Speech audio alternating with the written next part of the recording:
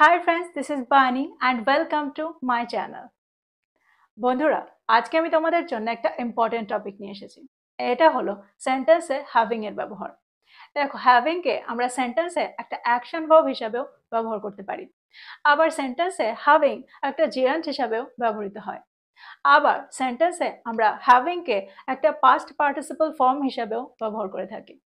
তো হ্যাভিং কে আমরা বিভিন্নভাবে সেন্টেন্সে ব্যবহার হতে দেখি। আর আজকে আমরা সেই বিষয়টা নিয়েই আলোচনা করব। আজকের এই ভিডিওটার পরে তোমরা আর কখনোই হ্যাভিং এর ব্যবহার নিয়ে কনফিউজড হবে না। তো তোমরা বুঝতে পারছো আজকের ভিডিওটা কতটা ইম্পর্ট্যান্ট। তোমরা কোথাও যাবে না, আমার সাথে ভিডিওটা একদম শেষ পর্যন্ত থাকবে।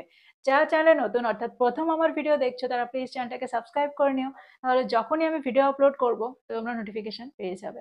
তো আর দেরি না করে চলো শুরু করা যাক আজকের ভিডিও। সবার আগে আমরা দেখব হ্যাভিং কে একটা অ্যাকশন ভার্ব হিসাবে সেন্টেন্সে কি করে ব্যবহার করা যায়।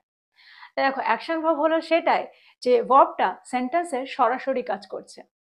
দেখো, আমরা সবাই জানি ইটের পরিবর্তে আমরা সেন্টেন্সে হ্যাভ এর ব্যবহার করতে পারি খাওয়ার অর্থে। যদি আমি বলি আমরা সন্ধ্যা 7টায় রাতের খাবার খাচ্ছি, সেন্টেন্সটা কি হবে? We are having dinner at 7 p.m. We are having dinner at 7 p.m. দেখো, এই সেন্টেন্সে হ্যাভিং একটা অ্যাকশন ভার্ব হিসেবে কাজ করছে। আর একটা এক্সাম্পল দেখো, পার্টিতে সে ভালো সময় কাটাচ্ছে। She is having a good time at the party. She is having a good time at the party.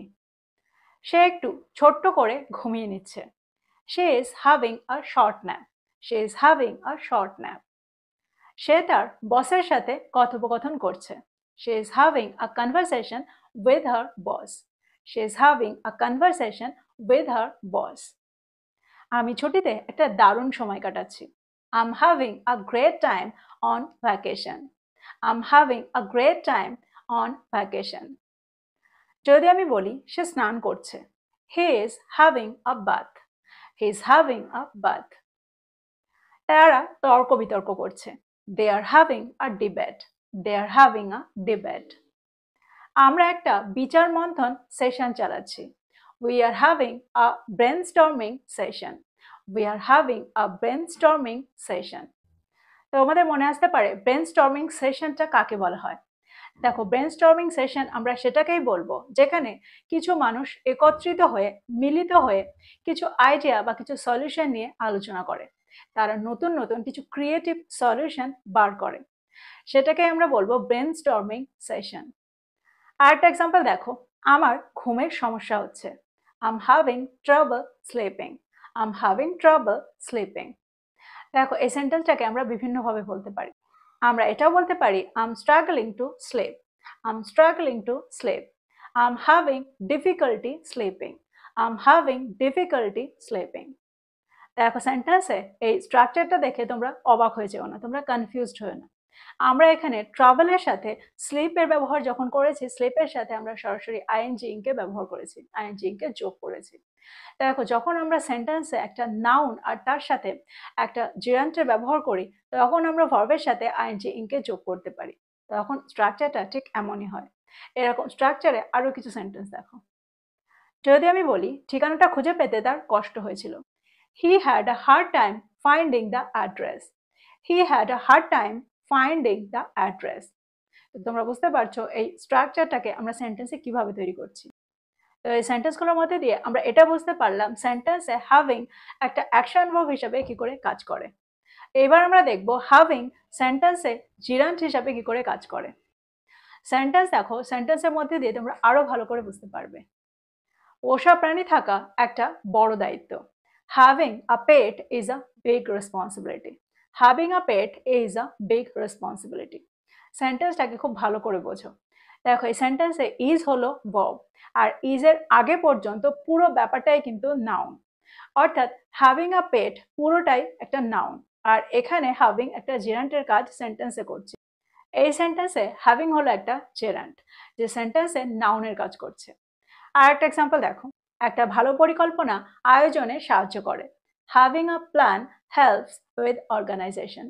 Having a plan helps with organisation. রাতের একটা ভালো ঘুম স্বাস্থ্যের উন্নতি করে।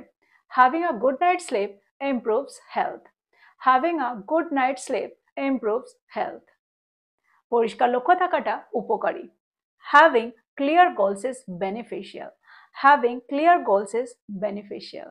জিরান্ট একটা অবজেক্টও সেন্টেন্সে হতে পারে, অর্থাৎ সেন্টেন্সে একটা অবজেক্ট হিসাবেও কাজ করতে পারে। ফর এক্সাম্পল, তিনি হাঁটার পরামর্শ দিয়েছিলেন। He suggested having a walk. He suggested having a walk. সেন্টেন্সটাকে খুব ভালো করে দেখো, এখানে কিন্তু আমরা ভার্বের পরে হ্যাভিং এর ব্যবহার করছি, অর্থাৎ সবার আগে আমরা একটা প্রোনাউনের ব্যবহার এখানে করেছি যেটা কিনা সাবজেক্ট। তারপরে আমরা ভার্বের ব্যবহার সেন্টেন্সে করেছি, দ্যাট মিন্স সাজেস্টেড। তারপরে আমরা হ্যাভিং এর ব্যবহার সেন্টেন্সে করেছি, অর্থাৎ সেন্টেন্সে হ্যাভিং এখানে একটা অবজেক্ট। তিনি একটি নতুন চাকরি পাওয়ার কথা ভাবছেন। He is thinking about having a new job. He is thinking about having a new job. দেখো, এই সেন্টেন্সটাকে আমরা অন্যভাবে বলতে পারি। আমরা এটাও বলতে পারি he is thinking about getting a new job. তো সেন্টেন্স এখানে হ্যাভিং এর অর্থ এটা বোঝাচ্ছে যে কোনো কিছু প্রাপ্ত করা, কোনো কিছু পাওয়া। তিনি একটা নতুন চাকরি পাওয়ার কথা ভাবছেন। তো আমার মনে হয় তোমরা সেন্টেন্সগুলো খুব ভালো করে বুঝতে পারছো। আরো একটা সেন্টেন্স দেখো, আর একটা এক্সাম্পল দেখো, তারা নতুন বাড়ি পেয়ে খুশি। They are happy about having a new home. They are happy about having a new home. যখন সেন্টেন্সে সাবজেক্ট হিসাবে হ্যাভিং ব্যবহৃত হচ্ছে, অর্থাৎ পুরো একটা ফ্রেজ যেখানে হ্যাভিং রয়েছে আর সেটা একটা সাবজেক্ট হিসাবে সেন্টেন্সে কাজ করছে, সেখানে হ্যাভিং একটা নাউন। আবার সেন্টেন্সে যখন ভার্বের পরে অবজেক্ট হিসাবে সেন্টেন্সে হ্যাভিং ব্যবহৃত হচ্ছে, সেখানে কিন্তু হ্যাভিং একটা জিরান্ট আর সেটা একটা অবজেক্ট। তিনি তার পরিবারের সাথে রাতের খাবার উপভোগ করেন। হি enjoys having dinner with her family. He enjoys having dinner with her family. এই সেন্টেন্সটাকেও ভালো করে দেখো, সবার আগে আমরা সাবজেক্টের ব্যবহার সেন্টেন্সে করেছি যেটা কিনা একটা প্রোনাউন, আর তারপরে আছে ভার্ব, আর ভার্বের পরে আছে অবজেক্ট, যেখানে হ্যাভিং একটা জিরান্ট হিসাবে সেন্টেন্সে অবজেক্টের রোল প্লে করছে, অর্থাৎ অবজেক্টের কাজ করছে। তো এই সেন্টেন্সগুলোর মধ্যে দিয়ে আমার মনে হয় তোমরা বুঝতে পারলে সেন্টেন্সে হ্যাভিং একটা জিরান্ট হিসাবে কি করে কাজ করছে। তো এবার আমরা দেখব এর পরের পার্টটা, অর্থাৎ সেন্টেন্সে হ্যাভিং একটা পাস্ট পার্টিসিপল হিসেবে কি করে কাজ করে, অর্থাৎ সেন্টেন্সে পাস্ট পার্টিসিপল ফর্মে হ্যাভিং এর কি কাজ আমরা সেটা দেখব। দেখো, এখানে আমরা একটু কনফিউজড হয়ে যাই, কারণ সেন্টেন্সে হ্যাভিং দু জায়গায় ব্যবহার হচ্ছে, অর্থাৎ সেন্টেন্সে একটা জিরান্ট হিসাবেও কাজ করতে পারে, আবার পাস্ট পার্টিসিপল ফর্ম হিসাবেও কাজ করতে পারে। তাহলে আমরা কি করে বুঝবো যে সেন্টেন্সে কোনটার অর্থ কোনটা, অর্থাৎ কোথায় হ্যাভিং একটা জিরান্ট হিসাবে কাজ করছে আর কোথায় একটা পাস্ট পার্টিসিপল হিসাবে সেন্টেন্সে কাজ করছে। দেখো, দুটোর মধ্যে এটাই পার্থক্য হলো, যখন সেন্টেন্সে হ্যাভিং একটা জেরান্ট হিসেবে কাজ করে তখন হ্যাভিংটা হয় নাউন অথবা অবজেক্ট, কিন্তু যখন হ্যাভিং একটা পাস্ট পার্টিসিপল হিসেবে সেন্টেন্সে কাজ করছে তখন সে একটা অ্যাডজেক্টিভ।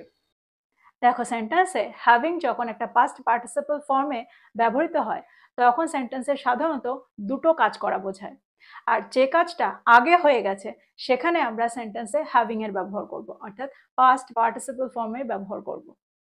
এক্সাম্পল দেখো, বাড়ির কাজ শেষ করে সে বাইরে খেলতে গিয়েছিল।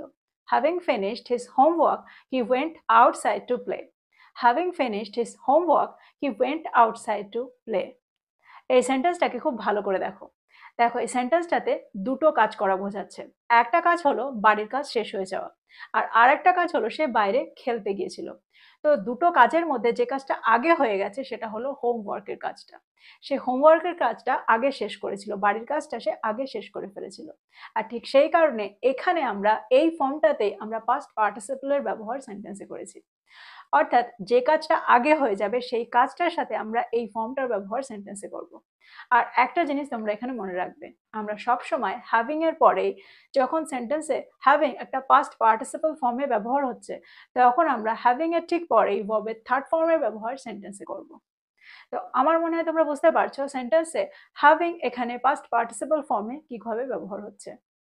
অনুষ্ঠানটির পরিকল্পনা করার পরে তারা উচ্ছ্বাসিত ছিলেন।